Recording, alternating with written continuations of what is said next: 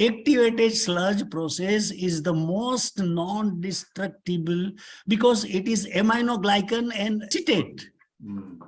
Acetate is, you can bring the whole entire world of Nobel laureates in physics and chemistry, employ all the principles of physics and chemistry, cannot break down acetate. You add one H and convert it to acetic acid. Acetic acid will give you a new Empire State Building of chemical industry. But acetate C2H3O2 can be broken down to single carbon molecule only by methanogens, which will either give us CH4 or CO2. It's a single carbon. My only point, well, second area that I have a question with, you have recommended cooling tower, use of treated water in cooling tower. Like all Unified Plumbing Code and IGBC and so many other norms recommend that for cooling tower, but they do not allow for sprinklers because treated water will spread aerosols. Will that not happen with cooling tower?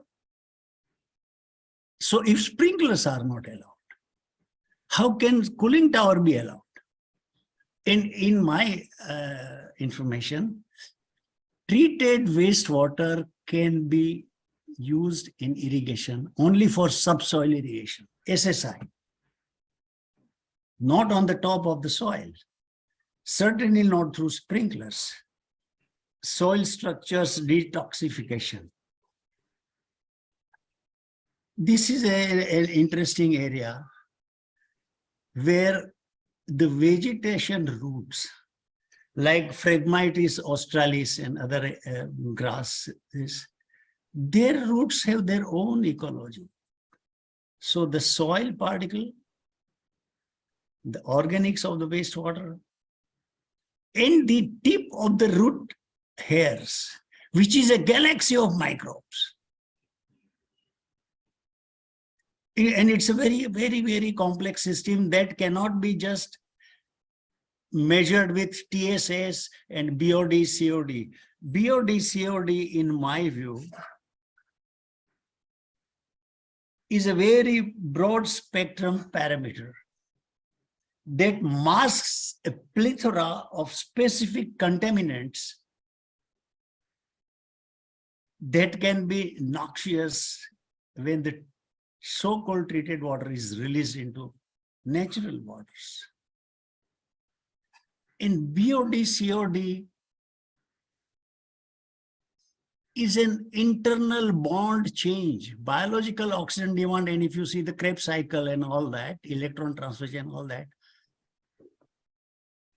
entire engineering focus is on separation of liquid and solid. And that is why sedimentation and flocculation and etc. etc. I will not go into that. But I have a very basic fundamental question that if IITians have so many patents on this process, why a single IIT campus cannot demonstrate a good functioning, affordable, sustainable STP? You use the word mineralization. Yes, sir. Yes, sir. In anaerobic process. Yes. Now, aerobic is a building process, and that is why the sludge obtained is more.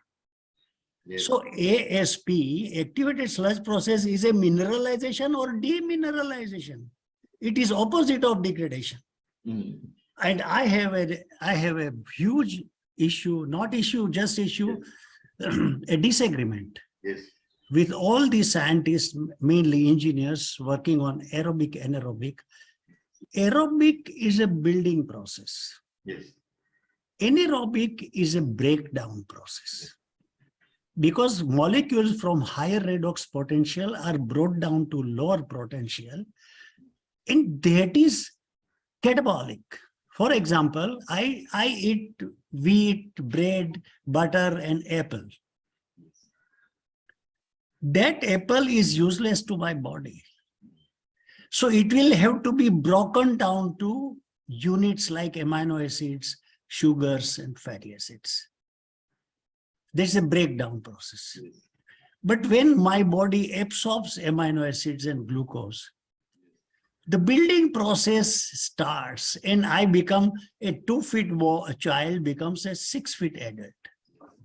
Now, aerobic for engineers, I would put it in a simplest manner, is like cement. Yes. Have you come across a cement hammer to bring down a building? So oxygen is a pranavayu, it's a building process. It has no role in breakdown.